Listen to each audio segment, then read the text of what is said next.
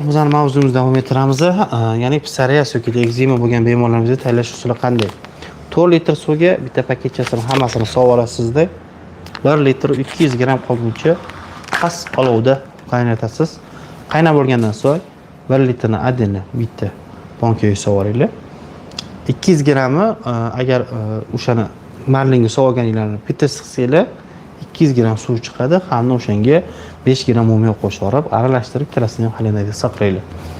Hamda 1 litr xuddi o'sha aytganimdek bankadagisi kuniga 100 gram ichiradi, ertalab kechqurun iloji bo'lsa 100 gram bitta ichish mumkin emas. Shuni 2 ga bo'lib ichiringlar. Ertalab kechqurun 50 gramdan ovqatda yarim soat oldin 200 gram ya'ni mumiyo qo'shilgani bo'lsa, yara toshmalar chiqqan bemorlarga yaralarga surtib borasizlar. Ertalab kechqurun faqat bitta qo'zg'atuvchi effekti bor, xavotir olmanglar.